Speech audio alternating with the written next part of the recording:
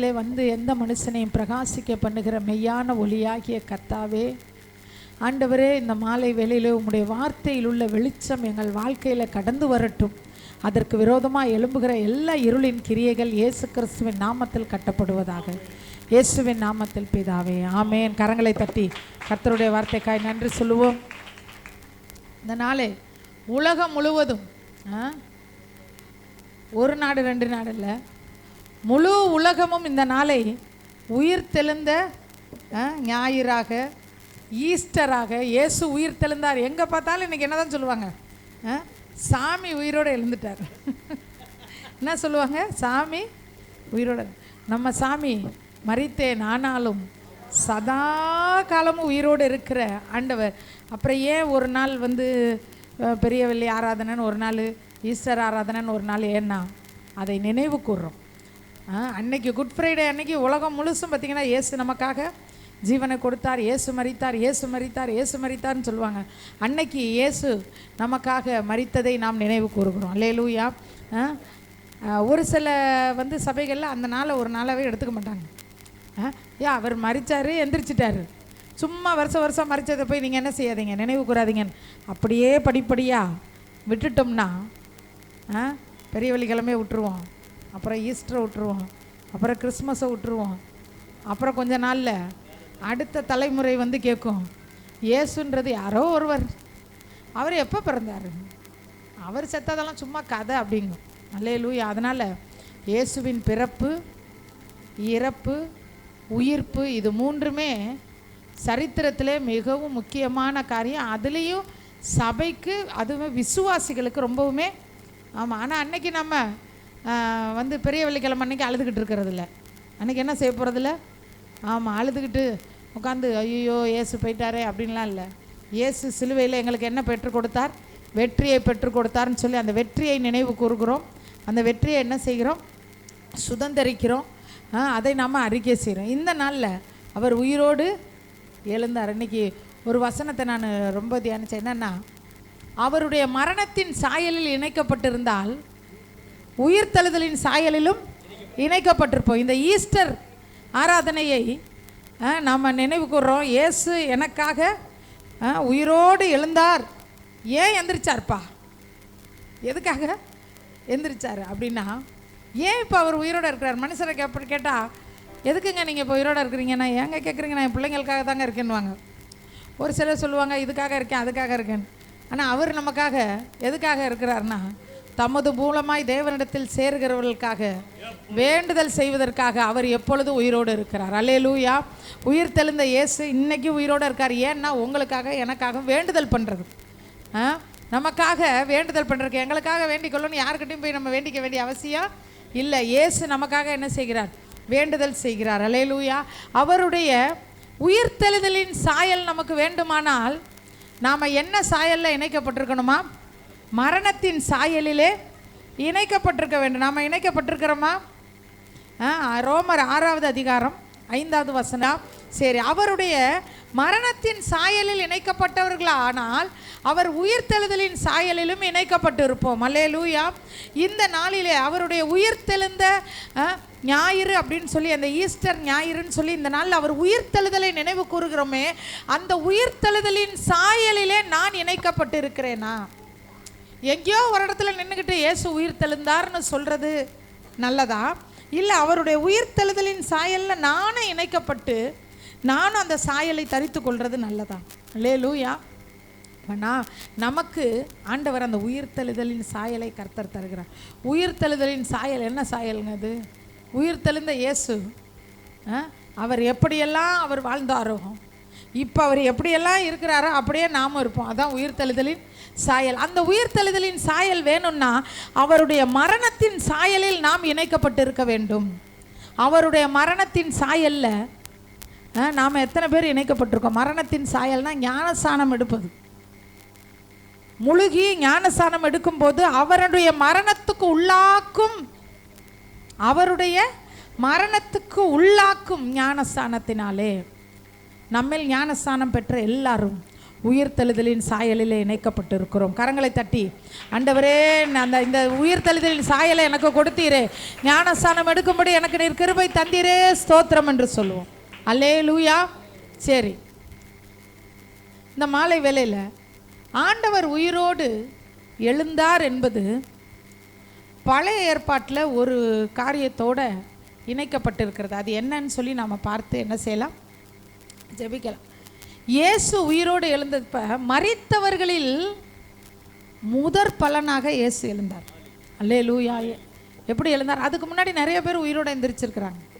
அதற்கு முன்னாடி எலிசாவின் நாட்களில் உயிரோடு எந்திரிச்சிருக்காங்க. ஆனால் உயிரோடு எந்திரிச்சு அவங்க யாரும் பரலோகத்தில் போய் என்ன செய்யலை, நித்தியமாக வாசம் பண்ணல. செத்தாங்க, எந்திரிச்சாங்க, மறுபடியும் என்ன பண்ணிட்டாங்க, மறிச்சிட்டாங்க. அல்லேலூயா. மரித்தவர்களின் முதற் பலனாக தேவனிடத்தில் சென்று பிரதான ஆசாரியராய் நமக்காக உட்கார்ந்து பரிந்து பேசி கொண்டிருக்கிறவர் இயேசு. அந்த இயேசு கிறிஸ்துவின் உயிர்த்தெழுதல் பழைய ஏற்பாட்டில் எந்த காரியத்தோடு இணைக்கப்பட்டு இருக்கிறது அப்படின்னா, அது ஒரு பண்டிகையோடு இணைக்கப்பட்டு இருக்கிறது. அல்லேலூயா. எத்தனை பேர் இதை குறித்து தியானிச்சிருக்கிறீங்க அப்படின்னு சொல்லி தெரியல. நாம் ஒரே ஒரு முறை இதை தியானித்தோம். நம்ம விடுதலை ஜபத்தில் ஒரு தடவை நம்ம தியானிச்சிருக்கோம்ல. ஆமாம், இயேசு கிறிஸ்துடைய உயிர்த்தெழுதல் பழைய ஏற்பாட்டு பண்டிகைகளோடு என்ன செய்யப்பட்டிருக்கிறது, ஒரு பண்டிகையோடு, அவருடைய மரணம் ஒரு பண்டிகையோடு என்ன செய்யப்பட்டிருக்கு, இணைக்கப்பட்டிருக்கிறது. அவர் உயிர்த்தெழுதல் ஒரு பண்டிகையோடு என்ன செய்யப்பட்டிருக்கு, இணைக்கப்பட்டிருக்கிறது. ஒரு வசனத்தை வாசிக்கலாம். லேவியராகமம் 23:4. இயேசு கிறிஸ்துடைய மரணம், உயிர்த்தெழுதல் இதெல்லாம் அந்த கர்த்தருடைய பண்டிகைக்குள்ளே தான் என்னது வருது. பழைய ஏற்பாட்டில் அது பண்டிகையாக இருந்துச்சு. புதிய ஏற்பாட்டில் ஒவ்வொரு பண்டிகையும் நிறைவேறி கொண்டு வருகிறது. அல்லேலூயா. இந்த லேவியராகமம் 23 முழுசையும் நீங்கள் வீட்டில் போய் படித்து பாருங்கள். 23 முழுசும் கர்த்தருடைய பண்டிகைகளை குறித்து சொல்லப்பட்டிருக்கிறது. அல்லேலூயா. கர்த்தருடைய பண்டிகை, அதில் அநேக பண்டிகைகள் சொல்லப்பட்டிருக்கு. அதில் ஒரு பண்டிகை தான் இயேசு உயிர்த்தெழுந்த இந்த நாளை ஒரு பண்டிகையாக என்ன செய்தார்கள், பழைய ஏற்பாட்டில் ஆண்டவர் முன்குறித்து வைத்திருந்தார். அல்லேலூயா. ஒரு வசனம் வாசிக்கலாம். லேவியராகமம் 23:5. அல்லேலூயா. 1ஆம் மாதம் 14ஆம் தேதி அந்தி நேரமாகிய வேளையிலே கர்த்தரின் பஸ்கா பண்டிகை. அல்லேலூயா. 1ஆம் மாதம்னா நமக்கு ஜனவரி மாதம், அவர்களுக்கு ஜனவரி கிடையாது. நம்ம மாதத்து கணக்குக்கும் அவங்க மாத கணக்குக்கும் ஒரு 3 மாதம் 3.5 மாதம் இடையில என்ன வரும், வித்தியாசம் வரும். சரி, அப்போ 1ஆம் மாதம் 14ஆம் தேதி அந்தி நேரமாகிய வேளையிலே கர்த்தரின் பஸ்கா பண்டிகையை அனுசரிக்க வேணும்னு சொல்லப்பட்டிருக்கு. இந்த பஸ்கா பண்டிகை எது அப்படின்னு சொல்லி பார்த்தா, இன்றைக்கு நிறைவேறிய பஸ்கா பண்டிகை எதுனா, இயேசு கிறிஸ்து நமக்காக ஜீவனை கொடுத்தது தான் பஸ்கா பண்டிகை. அந்த பஸ்கா பண்டிகை அன்னைக்கு பார்த்தீங்கன்னா, ஆண்டவர் சிலுவையிலே பலி கொடுக்கிற அன்னைக்கு பஸ்கா பண்டிகை. மாலை என்னது, அன்னைக்கு ராத்திரி தான் என்ன செய்கிறாங்க, பஸ்கா ஆட்டை அடிக்கிறாங்க. 3 மணிக்கு இந்த பஸ்கா என்ன செய்யப்படுறாரு. ஆமாம், நிறைய வசனம் இருக்குது. நான் வசனங்களெல்லாம் ரொம்ப நான் சொல்ல விரும்பலை, உங்களுக்கு எல்லாத்துக்கும் தெரியும். நம்முடைய பஸ்காவாகிய கிறிஸ்து நமக்காக அடிக்கப்பட்டார். இயேசு தான் பஸ்கா ஆட்டுக்குட்டி. அந்த பஸ்கா ஆட்டுக்குட்டி நமக்காக ஜீவனை கொடுத்தது என்னைக்குன்னா, இஸ்ரவேல் மக்கள் பஸ்காவை அனுசரிக்கிற அன்னைக்கு பார்த்தீங்கன்னா, அந்த நாட்களில் பார்த்தீங்கன்னா, எப்போ அந்த பஸ்கா ஆடு அடிக்கப்படும்னா, ராத்திரி என்ன செய்யப்படுது, ராத்திரி தான் சாப்பிடுவாங்க உட்காந்து. அந்த பஸ்கா ஆடு அடிக்கப்படுறது 3 மணிக்கு நம்ம பஸ்கா அடிக்கப்பட்டுச்சு. இயேசு கிறிஸ்து என்ன செய்யப்பட்டார், 3 மணிக்கு. அது ஒரு பெரிய ஒரு வேத பாடம். அதெல்லாம் இயேசு நமக்காக அடிக்கப்பட்டார். அப்போ கர்த்தரின் பண்டிகையில் முதலாவது பண்டிகை எது அப்படின்னா பஸ்கா பண்டிகை. அந்த பஸ்கா பண்டிகை நிறைவேறிவிட்டது. அல்லேலூயா. அந்த பஸ்கா பண்டிகை இயேசு என்ன பண்ணிட்டாரு, பலியையும் காணிக்கையையும் ஒழிய பண்ணினார் அப்படின்னு சொல்லி ஒரு வசனம் இருக்குது. அதுக்கு காரணம் என்னன்னா, பஸ்காவாகிய பலி இயேசு செலுத்தி முடிச்சிட்டார். அந்த பலி செலுத்துறதுக்கு முதல் நாள் தான் என்ன செய்கிறாரு, என்ன அந்த பஸ்காவை சொல்லுவார் ஆண்டவர், இது நித்தியமாக நீங்கள் என்ன செய்யணும், நித்திய காலம் வரைக்கும், கடைசி வரைக்கும் இந்த நீங்கள் கை கொண்டு தான் ஆகணும்னாரு ஆண்டவர். முதல் நாள் திருவிருந்து பந்தியை கொடுத்து சொல்லுவார், இதுதான் உங்களுக்கு நித்தியமாக நீங்கள் என்ன செய்யணும், அனுசரிக்கணும் அப்படின்றார். அல்லேலூயா. அப்போ அந்த பஸ்காவை ஆண்டவர் என்ன செய்தார், நிறைவேற்றி முடிச்சிட்டார். பஸ்கா பண்டிகை ஓவர். யார் அதை முடித்தது? இயேசு நமக்காக என்ன செய்தார்? நிறைய வசனங்கள் இருக்குது. அந்த பஸ்கா ஆட்டுக்குட்டி எப்படி எப்போ கொண்டுட்டு வந்து ஆசாரியன்ட்ட காண்பிக்கப்படணும்னு இருக்குது. ஆடு திடீர்னு ஒரு ஆட்டை கொண்டு வந்து பஸ்கா என்ன செய்யக்கூடாது? பலியிடக்கூடாது. அந்த ஆடு எப்போ வரணும் அப்படின்னு நம்ம பார்த்தோம் போன வாரம். எப்போ வரணும்? 5 நாளைக்கு முன்னாடியே எங்கே வரணும்? ஆசாரியன்ட்ட வரணும். அதே மாதிரி அந்த ஆட்டை தலையில் என்ன செய்யணும்? தலையெல்லாம் தைலத்தினால என்ன செய்யணும்? ஆமாம், ஊற்றி அதில் தலையில் ஏதாச்சும் சின்ன அந்த ஆட்டுக்கு ஏதாவது ஒரு பழுது ஏதோ ஒரு காயமோ ஒரு பருவோ ஒரு கட்டியோ இருந்துச்சுன்னா 6 நாளைக்கு முன்னாடி என்ன ஊற்றுவாங்க? தைலத்தை ஊற்றும் போது அது என்ன செய்யப்படும்? பூரணமாக சுகமாகும். அதுக்கப்புறம் பார்த்திங்கன்னா காலில் என்ன செய்வாங்க? காலெல்லாம் நகத்தில் காயம் இருக்கா, காலில் வெடிப்பு இருக்கா அப்படிலாம் பார்ப்பாங்க அந்த பஸ்கா ஆட்டுக்குட்டிக்கு. அதெல்லாம் நம்ம இயேசுவுக்கு நடந்துச்சு. அதெல்லாம் என்ன நடந்துச்சு? நம்ம ஆண்டவருக்கு நடந்துச்சு. தலையில் ஊற்றுனாங்க, காலில், ஆமாம், எல்லாமே நடந்துச்சு அந்த ஆட்டுக்குட்டிக்கும் இவருக்கும். வெறும் பஸ்கா பண்டிகை அந்த நாளிலே என்ன செஞ்சு நிறைவேறிச்சு. பஸ்கா பண்டிகைக்கு மறுநாள் கர்த்தருடைய பண்டிகை, இன்னொரு பண்டிகை இருந்துச்சு. அந்த பண்டிகை என்னன்னு வாசிக்கலாம். லேவியராகமம் 23:6. 14ஆம் தேதி பஸ்கா. 14ஆம் தேதி இயேசு நமக்காக ஜீவனை என்ன செய்கிறாரு? கொடுத்து பஸ்கா பலி என்ன செய்யுது? பஸ்கா ஆட்டுக்குட்டி பலியிடப்படுறாரு. மறுநாள் என்ன பண்டிகையா? புளிப்பில்லா அப்ப பண்டிகை. அல்லேலூயா. புளிப்பில்லா அப்ப பண்டிகை எதை குறிக்குதுன்னா எகிப்திலிருந்து வெளியில் வரது குறித்து. எகிப்திலிருந்து பஸ்காவை அடித்து மறுநாள் எங்கே வந்துட்டாங்க? வெளியில் வந்துட்டாங்க. புளிப்பில்லா அப்ப பண்டிகை அப்படின்றது பாவமில்லாத அவர்கள் எகிப்திலிருந்து துரத்து விடப்பட்டபடியால் அந்த மாவு என்ன செய்யலை? புளிக்கல. அந்த அடுத்த நாளை தான் ஆண்டவர் சொல்கிறாரு புளிப்பில்லாத அப்ப பண்டிகை. இயேசு கிறிஸ்து நம்ம எல்லாருடைய பாவங்களையும் புளிப்பு அப்படின்னா பழைய ஏற்பாட்டில் பாவத்தை குறிக்கும். 2 குறிக்கும். ஒன்று புளித்த மாவுன்றது உபதேசத்தை குறிக்கும், பாவ வாழ்க்கையை குறிக்கும். நம்ம எல்லாருடைய பாவத்தை இயேசு என்ன செய்தார்? சுமந்து புளிப்பில்லாத அப்பங்களாக நம்மை மாற்றும்படி புளிப்பில்லாத அப்ப பண்டிகையை அவர் என்ன செய்தார்? அவர் அடக்கம் பண்ணப்பட்டிருந்தப்ப சிலுவையில் தொங்கினப்ப அவர் எப்படி இருந்தார்? பஸ்கா அடிக்கப்பட்டுச்சு பார்த்தீங்களா? பஸ்காவை நீங்கள் கர்த்தருக்கு சித்தமானால் ஒரு நாள் பைபிள் ஸ்டடியில் இதெல்லாம் தியானிக்கலாம். நம்ம இப்போ தியானித்தோம்னா ராத்திரி 12 மணி ஆயிடும். பஸ்கா அடிக்கப்படும் போது, பஸ்கா ஆடு அடிக்கப்படும் போது அந்த மாவு எப்படிப்பட்ட மாவாக இருக்கும்னா புளித்த மாவு. பஸ்காவை பலியிடும் போது அவங்க வச்சு என்ன செய்கிறாங்க? சாப்பிட்ற அந்த மாவு என்ன மாவு? புளித்த மாவு. இயேசு கிறிஸ்து பஸ்காவாய் நமக்காக அடிக்கப்பட்டு சிலுவையில் தொங்கும்போது அவர் மேலே எல்லாருடைய பாவங்களும் சுமத்தப்பட்டது. புளித்த மாவாய் என்ன செய்தார்? அவர் தொங்கினார். அடக்கம் பண்ணப்பட்ட போது அடுத்த நாள் புளிப்பில்லாத அப்ப பண்டிகை நாளில் இயேசு புளிப்பில்லாத அப்பமாய் என்ன செய்யப்பட்டிருந்தார்? அல்லேலூயா. நம்ம எல்லாருடைய பாவங்களையும் தீர்த்து புளிப்பில்லாத அப்பங்களாய் நம்மளா என்ன பண்ணிட்டாரு? மாற்றிட்டார். 2வது கர்த்தருடைய பண்டிகை. இது பாருங்களேன், இது யாருடைய பண்டிகையா? கர்த்தருடைய பண்டிகை. இதெல்லாம் ஆண்டவர் அன்னைக்கே மோசேயின் மூலமாக சொல்லி வச்சிருக்காரு. நம்முடைய பஸ்கா ஆட்டுக்குட்டி நமக்காக என்ன செய்யப்பட்டுச்சு? அடிக்கப்பட்டுச்சு. பாவமில்லாத ஆட்டுக்குட்டி, பழுதற்ற ஆட்டுக்குட்டி நமக்காக அடிக்கப்பட்டார். அடுத்தது புளிப்பில்லாத அப்ப பண்டிகை கர்த்தருடைய பண்டிகையாக இருக்கிறபடியால் நமக்கெல்லாம் புளிப்பில்லாத ஒரு வாழ்க்கையை, பாவமில்லாத ஒரு வாழ்க்கையை அவர் கொடுத்தார். அல்லேலூயா. 3வது ஒரு பண்டிகை லேவியராகமம் 23:10. அதுதான் இன்றைக்கி நாம் பார்க்க போகிறோம். லேவியராகமம் 23:4 அப்படின்னு சொல்லப்பட்டிருக்கு. வெள்ளிக்கிழமை இயேசு கிறிஸ்து பஸ்கா ஆட்டுக்குட்டி வெள்ளிக்கிழமை என்ன செய்யப்படுறாரு? பலியிடப்படுறாரு. சனிக்கிழமை என்ன நாள்? ஓய்வு நாள். அடுத்தது ஞாயிற்றுக்கிழமை, இன்னைக்கு ஓய்வு நாளுக்கு மறுநாள் கதிர்கட்டை, அதாவது விளைஞ்சிருக்கும், வெள்ளாண்மையை அறுக்கும்போது ஒரே ஒரு கதிர்கட்டை, முதல்ல அறுத்த கதிர்கட்டை கொண்டுட்டு போய் கர்த்தருடைய சந்நிதியில் ஆசாரியன் அசைவாட்ட வேண்டும். அசைவாட்டினதற்கு பிறகு அது யாருக்காக அசைவாட்டப்படணும்னா நமக்காக. ஒரே ஒரு கதிர்கட்டு தான். அந்த பண்டிகைக்கு பேர் என்ன பண்டிகைன்னா முதற் பலன் பண்டிகை. என்ன பண்டிகை? முதற் பலனை தேவனுடைய சமூகத்திலே கொண்டு வந்து அசைவாட்டுகிற பண்டிகை. இந்த நாளிலே இந்த ஈஸ்டர் பண்டிகைன்றது என்னன்னா முதற் பலன் பண்டிகை. அல்லேலூயா. இந்த முதற் பலன் பண்டிகையை ஆண்டவர் மரித்தவர்களிலிருந்து எழுந்தவரில் முதற் பலனான இயேசு எழுந்து அவர் என்ன செய்கிறார்? நமக்காக அவரை அசைவாட்டுகிறார். அல்லேலூயா. ஆண்டவர் உயிர் தெழுந்தது எதற்கு தெரியுமா? நமக்காக.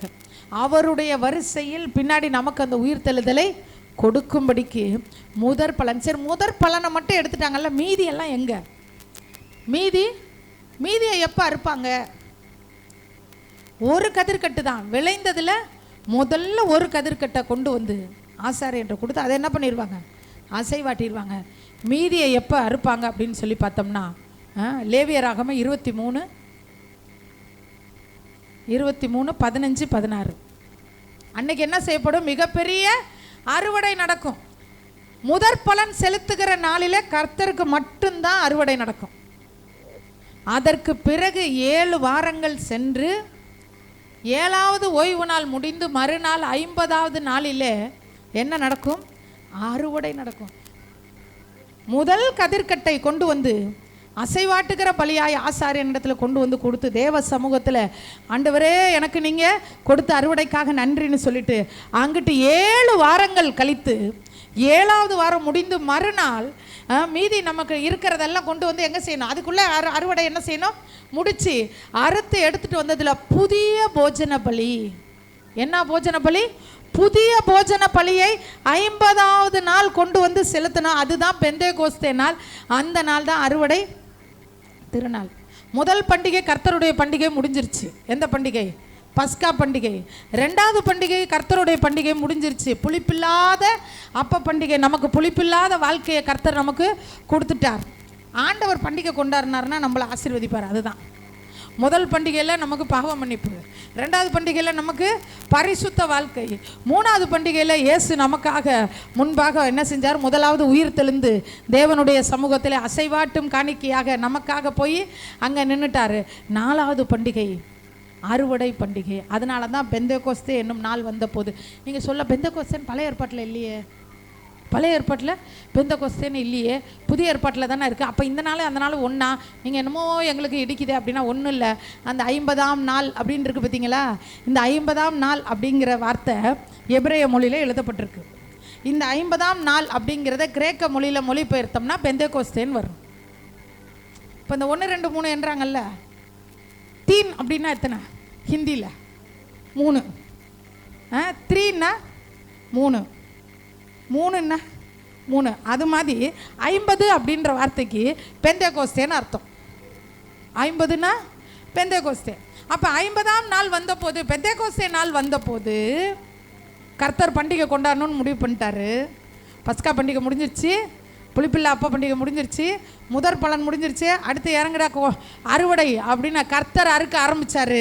3000 பேர் 5000 பேர்னு என்ன செஞ்சா? அன்னைக்கு ஆத்துமாக்களை திரளாய் தேவ சமூகத்துக்கு என்ன செஞ்சாங்க? கொண்டுட்டு வந்தாங்க. அந்த அறுவடை திருநாள் இன்னமும் நடந்துக்கிட்டு இருக்கு. அதனால தான் நம்ம சபையெல்லாம் ஒரு பேர் சொல்லுவாங்க, பெந்தேகோஸ்தே சபை. என்ன சபை? நீங்கள் பெந்தேகோஸ்தேங்க? ஆமாங்க, நாங்கள் அறுக்கிறவங்க. இப்போ கர்த்தருடைய ஒவ்வொரு, அதனால தான் மனம் திரும்புகிற ஒரு பாவி நிமித்தம் பரலோகத்தில் மிகுந்த சந்தோஷம் உண்டாயிருக்கு. ஒரு பாவி மனம் திரும்பி ஞானஸ்தானம் பெறும்போது ஆண்டவர் பண்டிகை கொண்டாடுறாரு. அல்லேலூயா. அது என்ன பண்டிகை? பெந்தேகோஸ்தே பண்டிகை, அறுவடை திருநாள். அறுவடை திருநாள்னா பொங்கல் கிடையாது. அறுவடை திருநாள்னா ஞானஸ்தானம் எடுக்கும்போது அறுவடை திருநாள். அல்லேலூயா. சரி, இப்போ அந்த பண்டிகை நடந்துக்கிட்டு இருக்கு. இந்த பண்டிகை ஒரு நாள் முடியும். இந்த பண்டிகை ஒரு நாள் முடியும். அடுத்த பண்டிகை வாசிக்கலாம். லேவியராகமம் 20 எல்லாமே 23 தான் இருக்குது. 23 24 வாசிக்கலாம். அல்லேலூயா. அடுத்த பண்டிகை என்ன பண்டிகை? எக்கால பண்டிகை. முதல் பண்டிகை முடிஞ்சிருச்சு, பஸ்கா பண்டிகை. 2வது பண்டிகை புளிப்பில்லா அப்ப பண்டிகை முடிஞ்சிருச்சு. 3வது முதற் பலன் பண்டிகை முடிஞ்சிருச்சு. 4வது பெந்தேகோஸ்தே பண்டிகை நடந்துக்கிட்டு இருக்கு. ஆண்டவருடைய வருகைக்கு ஒரு நிமிஷத்துக்கு முன்னாடி ஒரு ஆத்துமா ரட்சிக்கப்பட்டாலும் அது கர்த்தருக்கு பண்டிகை. அல்லேலூயா. அது அறுவடை பண்டிகை, அறுவடையின் பண்டிகை, அறுப்பின் பண்டிகை. அல்லேலூயா. அந்த அறுப்பின் பண்டிகை முடிஞ்சதுக்கு பிறகு ஒரு பண்டிகை வரும், எக்கால பண்டிகை. அல்லேலூயா. அந்த எக்கால பண்டிகை தெரியுமா? 1 கொரிந்தியர் 15:51. எக்கால பண்டிகைக்காக நாம் காத்து கொண்டு இருக்கிறோம். அடுத்த பண்டிகை என்ன பண்டிகை? எக்கால பண்டிகை. கடைசி எக்காலம் தொனிக்கும் போது ஒரு நிமிஷத்திலே, ஒரு இமை பொழுதிலே நாம் எல்லாரும் மறுரூபமாக்கப்படுவோம். அல்லேலூயா. அந்த எக்காலத்திற்காக இப்போ நாம் என்ன செய்கிறோம்? காத்து கொண்டு இருக்கிறோம். இயேசு கிறிஸ்து சீக்கிரம் வரப்போகிறார். ஆண்டவருடைய வருகை மிக மிக சமீபமாக இருக்கிறது. இன்றைக்கி காலையில் நம்ம அங்கே ஆராதனை நேரத்தில் ஆண்டவர் நமக்கு ஒரு வசனத்தை ஆண்டவர் நம்மோடு பேசினார். அந்த கல் எப்படிப்பட்டதாக இருந்தது? பெரிய கல். இந்த கல்லை யார் நமக்காக புரட்டி தள்ளுவார்னு பேசிக்கிட்டு வந்தபோது அவங்க வந்து பார்த்தப்ப அந்த கல் புரட்டி போடப்பட்டு இருக்கிறதை கண்டார்கள். உங்கள் வாழ்க்கையில் நீங்கள் புரட்ட முடியாத கல் எதுவோ, நீங்கள் பிரயாசப்பட்டு உங்களால் முடியலைன்ற காரியம் ஏதோ, அதை கர்த்தர் அவர் தூதர்களை வைத்து புரட்டி போற்றுவார். அதனால் கல்லை புரட்டணும்னு கல்லையை தூக்கி தலையில் வச்சுக்கிட்டு இருக்கக்கூடாது. இயேசு வரப்போகிறார். இயேசு வரப்போகிறார். அவருடைய வருகை மிக மிக எப்படி இருக்குதா? ஏன்னா இத்தனை பண்டிகை முடிஞ்சிருச்சு, கடைசி பண்டிகை ஓடிக்கிட்டு இருக்கு. அடுத்த பண்டிகை எக்கால பண்டிகை. எப்போ எக்கால சத்தம் கேட்கும்? அதனால தான் மாறனாத அந்த நாட்களில் பார்த்திங்கன்னா இது ரொம்ப வேகமாக அவருடைய வருகை என்ன செஞ்சாங்க? எதிர்பார்த்தாங்க. சர்ச்சு முடித்தோடனே பிரைஸ்லாட்ன்றதெல்லாம் இப்போ தான் நம்ம சொல்கிறது. அப்போல்லாம் என்ன சொல்லுவாங்க? மாரநாதா அப்படின்னு சொல்லுவாங்க. மாரநாதானா இயேசுவே சீக்கிரம் வரும். இப்போ சீக்கிரம் வரணும் கூப்பிடுறதுக்கு ஒரு பயம் இல்லை, கொஞ்ச நாள் கழித்து வரும் அப்படி சொல்கிறவங்க உண்மையாக ரட்சிக்கப்படலைன்னு அர்த்தம். என்ன படலை? ரட்சிக்கப்படலைன்னு அர்த்தம். இயேசு சொல்கிறார், இதோ சீக்கிரமாய் வருகிறேன்னு சொன்னவர்கிட்ட சீக்கிரம் வாங்க, சீக்கிரம் வாங்க, சீக்கிரம் வாங்க, சீக்கிரம் வாங்க, சீக்கிரம் வாங்க, வாங்க வாங்க வாங்க வாங்க வாங்க வாங்கன்னு கூப்பிட்டுக்கிட்டே இருக்கணும். அதுக்கு தான் மணவாட்டின்னு பேர். நிச்சயம் பண்ண பொண்ணு கல்யாணத்தை கொஞ்சம் தள்ளி வச்சுக்கலாமா, கல்யாணத்தை கொஞ்சம் தள்ளி வச்சுக்கலாமான்னு அந்த பொண்ணுக்கிட்ட பயங்கரமாக ஏதோ ஒரு கோளாறு இருக்குன்னு அர்த்தம். அது எப்படா கல்யாணம் ஆகும்னு எதிர்பார்க்கணும். கல்யாணத்துக்கு ஒரு 4 நாளைக்கு முன்னாடி வீட்டுக்கார்ட்ட ஃபோன் பண்ணி, இல்லைங்க ஒரு ஒரு 2 மாதம் கழிச்சு கல்யாணம் வச்சுக்கலாம், அப்புறம் 2 மாதம் வரும்போது ஒரு 2 மாதம் கழிச்சு கல்யாணம் வந்துக்கலாம். இது உண்மையாகவே இதை நம்ம நிச்சயம் பண்ணோமா அப்படின்ற ஒரு சந்தேகம் என்ன செஞ்சிடும்? வந்துடும். நாம் இயேசுக்காக நிச்சயிக்கப்பட்டவர்கள். வாங்க வாங்க வாங்க, அதுதான் நம்ம முதல் ஜெப குறிப்பாகவே இருக்கணும். காலையில் எழுந்துச்சு இயேசுவே சீக்கிரம் வாங்க, இன்னைக்கு வாங்க. அங்கே வாங்கன்னு கூப்பிட முடியல, ஏன்னா அங்கே என்ன இருக்குது? ஏரோது மாதிரி. ஏரோதை குறித்து பார்த்தோம். ஏரோது நம்ம எல்லாத்த விட சூப்பர்மேன். எப்படிப்பட்டமே? இயேசுவை பார்க்க ஆசையாக இருந்தார். பார்த்தோன்னே பயங்கரமாக சந்தோஷப்பட்டார். அவர்கிட்ட பேசணும்னு ஆசைப்பட்டார், அற்புதங்களை பார்க்கணுன்னு ஆசைப்பட்டார். ஆண்டவர் இயேசு இயேசு இயேசுன்னு இருந்தார். அதை விட யோவான் சொல்கிற ஆலோசனை கேட்டு கேட்டு நடந்தார். தொட்ட தொண்ணூறுக்கெலாம் ஊழியக்காரங்கிட்ட ஆலோசனை கேட்டு நடக்கிறது நல்லது தான். ஆனால் அதை விட முக்கியமானது மறைவான பாவங்கள் இருக்கக்கூடாது. என்ன இருக்கக்கூடாது? மறைவான உள்ளுக்குள்ளே மறைவான பாவத்தை வச்சுக்கிட்டு ஊழியக்காரங்கள்ட்ட நாங்கள் அக்கா நாங்கள் போகலாமாக்கா, அக்கா நான் இதை செய்யலாமாக்கா, அக்கா இதை நான் சாப்பிட்லாமாக்கா, இப்படி தான் கேட்டார். ஏரோது யார்கிட்ட கேட்டார்? யோவான் சொன்னால. கடைசியில் அறுத்து போட்டார். ஒரு விதமான பயம். அப்படி கேட்கும்போது ஓ இப்படி தானே ஏரோது கேட்டார். சிஸ்டர் பிரைஸ்ல என்னங்க ஒரு டவுட்டு என்ன, இந்த இப்படி இது இப்படி இப்படி இப்படி இப்படி இருக்கு, இதை அப்படி செய்யலாமா வேணாமா?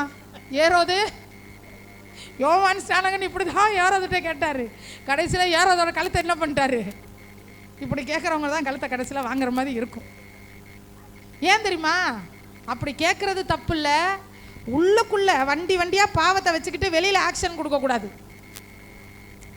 உள்ளுக்குள்ளே அவ்வளோ பாவம் உள்ளே இருக்கும், விட முடியாத பாவம் இருக்கும், சிற்றின்பம் இருக்கும், அசுத்தம் இருக்கும், எல்லாத்தையும் உள்ளே வச்சுக்கிறது. பொறாமை இருக்கும், போட்டி இருக்கும், பெருமை இருக்கும், பகை இருக்கும், வைராக்கியம் இருக்கும், எல்லாத்தையும் உள்ளே வச்சுக்கிட்டு என்ன டவுட்டு தெரியுமா வரும்? ஃபாஸ்டிங் இருக்கும்போது டீ குடிக்கலாமா குடிக்கக்கூடாதான்? ஏன் நீ ஃபாஸ்டிங்கே இருக்காத, நீ 7 நாள் நல்லா சாப்பிடு, 7 நாளும் நல்லா சாப்பிடு. உன் சகோதரனை மன்னி. என்ன செய்ய? உன் சகோதரன் கஷ்டப்படும் போது அவனுக்கு 100 ரூபா காசு கொடு. இதுதான் ஃபாஸ்டிங்.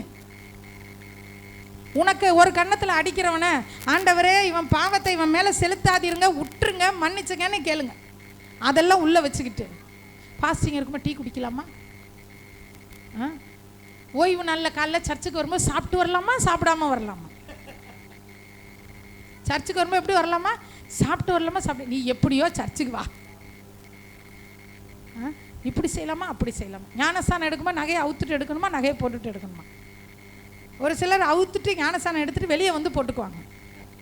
இது என்ன ஞானஸ்தானம் தெரியல. இதெல்லாம் தேவையில்லாத ஆலோசனை. அப்படித்தான் இவர் கேட்டார் ஏரோது. தொட்ட 90 யார்கிட்ட ஆலோசனை? யோவான் ஸ்நானகன் இப்படி செய்யலாமா? யோவான் ஸ்நானகன் சொல்கிறாரு, உன் சகோதரனுடைய மனைவியை நீ வைத்து கொள்ளாதே, அந்த பொம்பளையை துரத்தி விடுன்றாரு. அதை மட்டும் கேட்க மாட்டார். மற்ற எல்லாம் கேட்பாங்க. சிஸ்டர் இப்படி செய்யலாமா, சிஸ்டர் அப்படி செய்யலாமா, ஞானஸ்தானம் எடுங்க, அதை மட்டும் கேட்க மாட்டேன். ஏய், நீ தான் ஏரோது, உன் கையில் என்ன இருக்கு? கத்தி இருக்கு, முதல்ல வரும். அதுதான் ஆண்டவர் வசனத்தில் சொல்றாரு, சத்தியத்திற்கு யாரெல்லாம் செவியை விளக்குகிறார்களோ அவர்கள் ஜெபம் கர்த்தருக்கு அருவருப்பு. வேதத்தை கேளாதபடி செவியை விளக்குனா நம்ம ஜெபிக்கும் போது அது எப்படி இருக்குமா? அருவருப்பு. சும்மா இல்லைங்க, இது ஒன்று ஈஸ்டர்ன்ட்டு எல்லாம் ஆளுக்கு ஒரு ட்ரெஸ்ஸை போட்டுட்டு வந்துட்டு நல்லா மத்தியானம் பிரியாணி சாப்பிட்டு ஒரு தூக்கு உருண்டு எந்திரிச்சிட்டு வந்து உக்காந்துட்டு ஹாப்பி ஈஸ்டர்ன்னு சொல்லிட்டு போகிறதுக்கு இல்லைங்க. எக்காலம் துணிக்கும், இயேசு வரப்போகிறார். எக்கால பண்டிகைக்கு ஆயத்தமாக இருங்க. இது கர்த்தருடைய பண்டிகை, நம்ம பண்டிகை இல்லைங்க. நம்ம பண்டிகை இல்லை, இது யாருடைய பண்டிகை? கர்த்தருடைய பண்டிகை. இந்த பண்டிகையை கொண்டாடுவதற்கு நாம் ரெடி ஆகணும். அல்லேலூயா. 3 பண்டிகை முடிஞ்சிருச்சு. எத்தனை பண்டிகை முடிஞ்சிச்சு? 3 பண்டிகை முடிஞ்சிருச்சு. 4வது பண்டிகை ரன்னிங்கில் இருக்குது. 5வது பண்டிகை என்ன பண்டிகை? எக்கால பண்டிகை. அதற்கு ஆயத்தமாகுங்கள் என்று இயேசுவின் நாமத்தினாலே உங்களை பணிவாய் கேட்டுக்கொள்கிறேன். அல்லேலூயா. சரி, அடுத்த ஒரு பண்டிகை என்ன பண்டிகை? லேவியராகமம் 23:27. அடுத்த பண்டிகை என்னன்னா பாவ நிவர்த்தி பண்டிகை. அது என்ன பண்டிகை? பாவ நிவர்த்தி செய்யும் நாள் அப்படின்னு இதில் போட்டிருக்கு. இன்னொரு மொழிபெயர்ப்பில் போட்டிருக்கு. இந்த பண்டிகை என்ன பண்டிகையா? பாவ நிவர்த்தி பண்டிகை. என்னங்க, இயேசு வந்துட்டாரு, பஸ்காவாக பலியிடப்பட்டார், முதற் பலனாக எந்திரிச்சிட்டாரு. அப்புறம் என்ன பண்ணிட்டார்? பெந்தகோஸ்தா பண்டிகையில் எல்லாத்தையும் கூட்டி போட்டு எல்லாத்தையும் ரட்சிப்புக்குள்ளே கொண்டு வந்துட்டார். ரட்சிப்புக்குள்ளே கொண்டு வந்ததுக்கப்புறம் எக்காலம் துணிச்சிருச்சு, எல்லாரும் போயிட்டோம், பறந்துட்டோம். பறந்ததுக்கப்புறம் என்னங்க பாவ நிவர்த்தி பண்டிகை. அதுக்கப்புறம் யாருடைய பாவங்கள் நிவர்த்தி செய்யப்படும்? அல்லேலூயா. யாருடைய பாவம் தெரியுமா? நம்மெல்லாம் ஆண்டவர் வருகையில் போனதுக்கப்புறம் 7 வருடங்கள் உபத்திரவ காலம். அல்லேலூயா. அந்த உபத்திரவ காலத்திலே இஸ்ரவேல் மக்கள் அதுக்கப்புறம் தான் ரட்சிக்கப்படுவாங்க. யூதர்கள் அதற்கு பிறகு தான் ரட்சிக்கப்படுவாங்க. இப்பெல்லாம் ரட்சிக்கப்பட மாட்டார்கள். முழு யூதாவும் இஸ்ரவேலரும் எப்போ ரட்சிக்கப்படுவாங்க?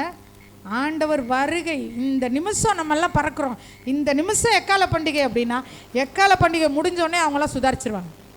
என்ன பண்ணிடுவாங்க? ஆஹா, இயேசு தான் மேசியா, நாம் என்ன பண்ணிட்டோம், தெரியாமல் இவ்வளோ நாள் வாழ்ந்துட்டோம் அப்படின்னு அதிலிருந்து அவங்க தான் மகா பெரிய வைராக்கியத்தோடு எழும்புவார்கள். அவங்க தான் அந்தி கிறிஸ்துவர் ஆட்சியில் படாத பாடுகளை என்ன செய்வாங்க? படுவாங்க. இப்போ நம்ம ஆட்களில் கைவிடப்பட்டவங்க கொஞ்சம் பேர், அவங்களே என்ன செய்வாங்க? ஆனால் அவங்க இந்த லிஸ்ட்டில் வரமாட்டாங்க. கைவிடப்பட்டதுக்கப்புறம் கண்டிப்பாக சகலமும் நல்லா இருக்கும்போதே கர்த்தரை ஒழுங்காக சேவிக்க முடியலன்னா கைவிடப்பட்டதுக்கப்புறம் அமைதியாக போய் அந்தி கிறிஸ்துட்ட அப்பா சாமி கொடுப்பா அப்படின்னு வாங்கிட்டு போயிட்டா நல்லது. அல்லேலூயா. ஏன் தெரியுமா? இப்போயே வந்து பரிசுத்தமாக வாழ முடியல, இப்போயே இந்த இத்தனோண்டு பீடியை விட முடியல, இப்போயே அந்த இவ்வளோண்டு சிகரெட்டை விட முடியல, இப்போயே இத்தனோண்டு ஃபோனை வந்து கண்ட்ரோல் பண்ணி வச்சுக்க முடியல, அதில் கண்ட கர்மத்தையும் பார்க்குறது, இப்போயே ஃப்ரெண்ட்ஷிப்பை விட முடியல அப்படின்னா பரிசுத்த ஆவியானவர் போயிடுவார். ஆவியானவர் இல்லாமல் என்ன பண்ண முடியும்? ஆவியானவர் ஏவுவார். வேணாம் இதை சொல்லாத, வேணாம் கெட்ட வார்த்தை சொல்லாத, கெட்ட வார்த்தை பேசாத, வேண்டாம் பேசாத ஊருப்பட்ட கெட்ட வார்த்தையை பேசுறது. அப்போ இயேசு வந்துட்டு சபையெல்லாம் போனதுக்கப்புறம், பரிசுத்த ஆவியானவர் போனதுக்கப்புறம் வந்து அந்தி கிறிஸ்துட்ட போய் ஏன்னு முடியவே முடியாது. ஆவியானவர் கூட இருந்து கரையேற முடியாத ஒரு விசுவாசி, ஆவியானவர் உலகத்தை விட்டு எடுத்துக்கொள்ளப்பட்ட பிறகு, சபையை விட்டு எடுத்துக்கொள்ளப்பட்ட பிறகு, சபை ஒன்றுமே இல்லாமல் வெறுமையாக விடப்பட்ட பிறகு அவங்களால வாழவே முடியாது. அந்த நேரத்தில் வைராக்கியமாக வாழ்கிறது யாருன்னா இஸ்ரவேலர் தான். அவங்க தான் என்ன செய்வாங்க? எப்படியாகுது மேசியா அவர் தான் ஆண்டவர், நாங்கள் விட்டுட்டோம் அவரை அப்படின்னு வைராக்கியமாக நிற்பாங்க. வைராக்கியமாய் நின்று அவர்கள் இரத்த சாட்சியாய் பலியாவார்கள். அந்த கூட்டத்தை தான் முதற் பலன் இயேசு. முதற் பலன் இயேசு. மக்களிலே முதற் பலன் யார் தெரியுமா? மக்களில் முதற் பலன் அவங்க தான். அல்லேலூயா. மக்களில் முதற் பலன் யார்? நம்மெல்லாம் போய் 7 வருஷம் நம்மளை வச்சுருப்பார். ஆயத்தமான மனவாட்டி மனைவின்ற அந்தஸ்தை வர்றதுக்காக நம்மளாம் காத்துக்கிட்டு இருப்போம். ஆனால் இவங்க இந்த 1,44,000 பேர்னு சொல்கிறாங்க பாருங்கள். இவங்க இயேசுக்காக இரத்த சாட்சியாய் மரித்து முதலாவது 1000 வருஷ அரசாட்சியில் முதல்ல என்டர் ஆகிறது அவங்க தான். அல்லேலூயா. அது என்னமோ அவங்களுக்கு அப்படி ஒரு பாக்கியம். அதுதான் பாவ நிவிர்த்தி பண்டிகை. அந்த பண்டிகை இயேசுக்கு ரொம்ப பிடிக்கும். ஏன்னா அவர் இஸ்ரவேலின் தேவன். அவர் யார்? இஸ்ரவேலின் தேவன், யூதா கோத்திரத்து ராஜசிங்கம். அதனால் இஸ்ரவேலையும் யூதாவையும் அவர் கடாட்சித்து அவர்களை அந்த 1000 வருஷம் அரசாட்சியில் முதற் பலனாய் மனிதர்களுக்குள்ளே இருந்து கொண்டுட்டு வருவார். வெளிப்படுத்தின விசேஷத்தில் இருக்க அந்த வசனமெல்லாம். இதுதான் பாவ நிவிர்த்தி பண்டிகை. இந்த பண்டிகையில் அவர்கள் என்ன செய்வார்கள்? முன்னாடி வந்துடுவாங்க. கடைசியாக ஒரு பண்டிகை லேவியராகமம் 23:34 பண்டிகை. அடுத்தது என்ன பண்டிகை? கூடார பண்டிகை. இந்த கூடார பண்டிகை எப்போ தெரியுமா வரும்? அது 1000 வருஷம் இருக்க பார்த்தீங்களா? 1000 வருடமும் ஆண்டவருடைய நிழலுக்குள்ளே வாழ்கிறோம் பார்த்தீங்களா? அது கூடார பண்டிகை. அந்த பண்டிகையும் முடியும் ஒரு நாள். அந்த பண்டிகை முடிந்தது பிறகு அதற்கு பிறகு என்னதான்? நித்திய நித்திய நித்திய நித்திய நித்தியமாய் நித்திய ஜீவனுக்குள் நாம் கடந்து செல்வோம். அல்லேலூயா. கர்த்தருடைய பண்டிகை. இந்த நாளில் அவர் உயிர் தெளிந்த இந்த நாள் முதற் பலன் பண்டிகை. முதற் பலன் பயிற்சி. பின்பு அவனவன் தன் தன் வரிசையிலே உயிர்ப்பிக்கப்படுவான். கிறிஸ்துவுக்குள் மரிக்கிறவர்கள் இது முதல் பாக்கியவான்கள் என்று எழுது. கிறிஸ்துவுக்குள் மரிக்கணுங்க. உலகத்தில் ஒரு நாளைக்கு எத்தனையோ பேர் சாகிறாங்க. என்னடா அது உயிர் தெழுந்த நாளில் போய் மரணத்தை பற்றி பேசுகிறேன்னு சொல்லாதீங்க. அவருடைய மரணத்தின் சாயலில் நாம் இணைக்கப்பட்டிருக்கணும். முழுகி ஞானஸ்தானம் பெற்று பாவ மன்னிப்பை பெற்றவர்கள் மட்டும்தான். ஒரு சிலர் சொல்லுவாங்க ஞானஸ்தானம் வாங்கிட்டு அது எல்லா அக்கிரமமும் பண்ணுதுங்க. அது என்ன பண்ணுது? எல்லா அக்கிரமம் பண்ணுது. அதனால தாங்க எனக்கு இடரெல்லாம் இருக்குது, நான் பண்ண மாட்டேன், ஞானஸ்தானம் எடுக்க மாட்டேன். அது அப்படின்னா நீ இடறி விழுந்துக்கிட்டே இருக்க வேண்டியதான். ஞானஸ்தானம் எடுத்துட்டு அது என்னமோ அக்கிரமம் பண்ணுது அப்படின்னாலும் ஆண்டவர் அதை சந்திக்கிறதற்கு ஒரு நாள் வச்சுருப்பார். அந்த நாளில் போட்டு என்ன செய்வார்? வெளுத்துனாச்சும் திருத்தி கொண்டுட்டு போய் சேர்த்துருவார். அதை பார்த்துட்டு இடறேன் இருந்தால் என்ன செய்ய முடியாது. என்னங்க ஒரு வாழ்க்கை சீக்கிரமாக அந்த வாழ்க்கையை கடந்து போகும். இருக்கிற அந்த கொஞ்ச நாளுக்குள்ளே நம்ம ஆத்துமத்துக்கு என்ன வேணுமோ அதை சேர்த்து வைக்கணும். உலக பிரகாரமான பொருள் சேர்த்து வைக்கிறோமா இல்லையா? பிள்ளைகளுக்கு அது வேணும்னு சேர்த்து வைக்கிறோம். இது ஒரு அது பெண் பிள்ளைகள்னா திருமணத்துக்கு அது வேணுன்றோம், இது வேணுன்றோம். அந்த திருமண வயது வந்தோடனே என்ன செய்கிறோம்? யோசிக்கிறோம், இதை எடுத்து வைக்கலாம், அதை எடுத்து வைக்கலாம், அதை செய்யலாம், இதை செய்யலாம். அதை விட முக்கியம் நம்ம ஆத்துமம். எந்த நேரம் வேணாலும் இயேசு வரலாம். அவர் மேலேருந்து கீழே இறங்கி வரலாம், இல்லைன்னா நம்ம கீழே இருந்து மேலே போகலாம். ஏதோ ஒன்று நடக்கும். அதுக்கு நாம் எப்படி இருக்கிறோமா? ஆயத்தமாக இருக்கிறோமா? இந்த ஈஸ்டர் இயேசு உயிர் தெழுந்தால் நாம் உயிர் தெழுதலின் சாயலில் இணைக்கப்பட்டு இருக்கிறோமா? அல்லேலூயா. இந்த கேள்வியோடு இந்த நாளில் இந்த செய்தியை நான் முடிக்க விரும்புகிறேன். ஆண்டவருடைய பண்டிகை, கர்த்தர் பண்டிகை, கர்த்தருடைய பண்டிகை. முதல் பண்டிகை முடிஞ்சிருச்சு, பஸ்கா பண்டிகை. இயேசு நமக்காக பலியானார். 2வது பண்டிகை புளிப்பில்லாத அப்ப பண்டிகை. நம்முடைய பாவங்களெல்லாம் அவர் ஏற்றுக்கொண்டு பரிசுத்த வாழ்க்கையை நமக்கு கொடுத்துட்டார். 3வது பண்டிகை முதற் பலன். அவர் மரித்தோரிலிருந்து உயிரோடு என்ன செஞ்சிட்டார்? எழும்பிட்டார். 4வது பண்டிகை பெந்தேகோஸ்தே பண்டிகை. அந்த பண்டிகை தான் அறுவடை திருநாள். இந்த நாள் வரைக்கும் அறுவடை என்ன செய்து கொண்டு இருக்கிறது? அறுப்பு மிகுதி, வேலையாட்களோ கொஞ்சம், அறுப்புக்கு எஜமான். அந்த எஜமான் யாரா? அறுப்புக்கு எஜமான் தமது அறுப்புக்கு அவரோட அறுப்பான். இப்போ நாம் ஒரு ஆத்மா கொண்டு வந்து சர்ச்சுக்கு விட்டோம்னா சர்ச்சுக்கு கொண்டு வந்து விடலைங்க, அவருக்கு. அப்போ அறுவடை திருநாளாகிய பெந்தேகோஸ்தே பண்டிகை நடந்து கொண்டே இருக்கிறது. அடுத்து ஒரு பண்டிகையை ஆண்டவர் எதிர்நோக்கி கொண்டு இருக்கிறார். நாமளும் எதிர்நோக்குவோம். எக்கால பண்டிகை எப்போ எக்காலம் சத்தம் தொனிக்கும், எப்போ நான் அவரோடு கூட பறந்து போவேன் அப்படின்னு எதிர்பார்க்கணும். அந்த எக்கால பண்டிகை முடிந்தவுடன் அந்த 7 வருஷத்தில் பாவ நிவிர்த்தி பண்டிகை. என்ன பண்டிகைனா அந்த 7 வருஷமும் உபத்திரவ காலம். 3 வருஷம் உபத்திரவ காலம், 3 வருஷம் மகா உபத்திரவ காலம். அந்த உபத்திரவ காலத்திலே பரிசுத்தமாக்கப்படாதவர்கள், இயேசுவை அறியாத ஒரு கூட்டம் மக்கள் பாவம் நிவர்த்தி செய்யப்பட்டு அவர்கள் தேவனிடத்தில் திரும்புவார்கள். அது இஸ்ரவேலர்களாகவும் யூதர்களாகவும் இருப்பார்கள். கடைசி பண்டிகை 1000 வருஷம் கூடார பண்டிகை, தேவனுடைய மகிமைக்குள் 1000 வருஷம். அந்த 1000 வருஷம் எப்படி தெரியுமா இருக்கும்? படித்து பாருங்க.